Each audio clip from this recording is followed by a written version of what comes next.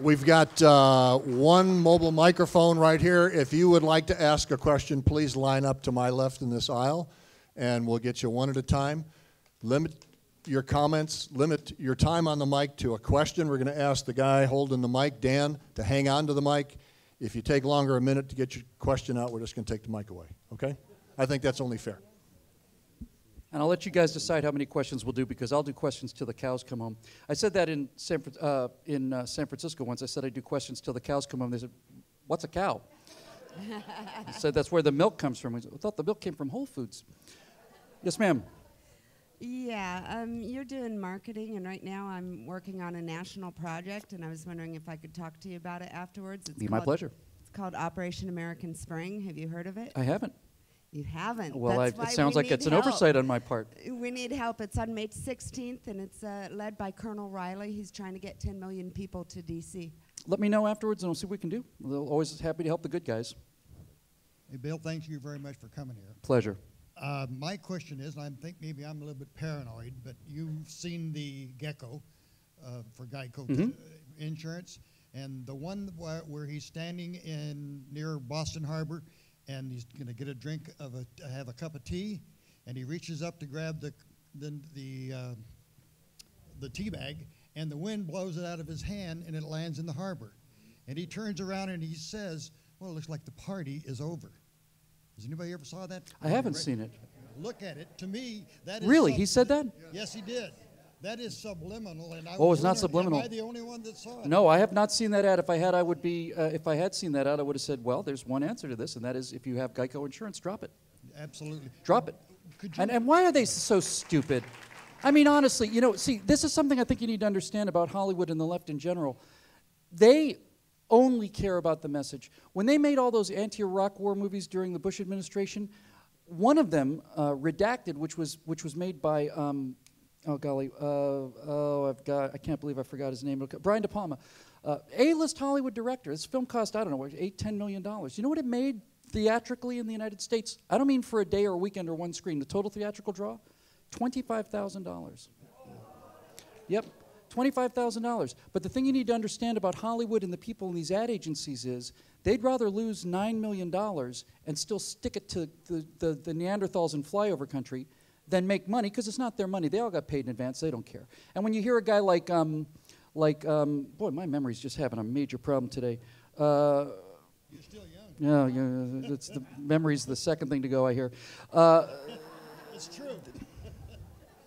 What is his name? He was in Elysium. Matt Damon. Geez, how could I forget Matt Damon? So you hear Matt Damon talking about we should all pay more taxes. I make $9 million, $10 million a year, and I'm going to get taxed harder than anybody because we get at the top bracket. But we need to pay more taxes. That's easy for Matt Damon to say because they don't write a check to pay to the order of Matt Damon $10 million. It's paid to the order of MD Productions $10 million. And MD Productions pays for his house, his car, and everything else. It probably pays Matt Damon $100,000 a year or something like that. So Matt Damon can afford to talk about raising the income tax because Matt Damon is using every single legal accounting trick in the book to make sure that he makes as little income as possible. And those of us who are not making $10 million, who might be willing to go home with 7 instead, we kind of need that money, It's the difference between a college education sometimes or an extension to your house. Anyway, sorry. Bill at billwhittle.com. Okay. Could you expound a little bit on the difference between government power and national leadership? That's an interesting question. Let's take it the way you phrased it. What's the difference between power and leadership? Coercive power, in my opinion, is the ability to say to a group of soldiers, you will now advance on that position, and if you don't, we will machine gun you to death from behind.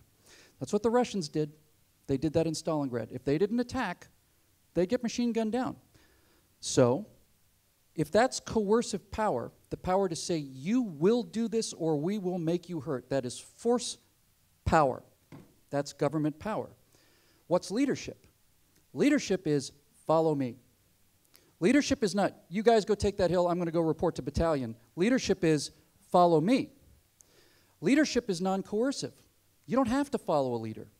You have to do what a coercive force. If the government says you will pay your taxes, sooner or later, guys with guns are going to show up at your door, right? If you have leadership, you inspire people to say, well, all of this stuff has to be paid for by somebody. We should pay our fair share of it. Leadership is voluntary. Leadership is exemplary. Leadership is almost exclusively based on courage, confidence, and a belief in ideas that other people want to follow. And when a person says, here we go, boys, come with me over the top, the apes want to live forever, what he's really saying is, my life is not only not more precious than yours, my life is actually less precious than yours. I'm going to be the first guy over the top of this trench. I'm going to be the first person they see. I'm the one wearing the captain's bars or the general stars. I'm the one they're going to shoot at. Let them shoot at me. Follow me, boys. That's leadership. And when you have a president who can't get what he wants by leading, and then decides to use every single extra constitutional measure to enforce his will upon the American people who have already refused his will through their elected representatives, they have a word for that, and that word is tyranny. And when a person decides unilaterally, when the President of the United States decides that I am going to selectively enforce parts of this thing, and as far as the rest of the Obamacare thing, I'm going to push it back a year.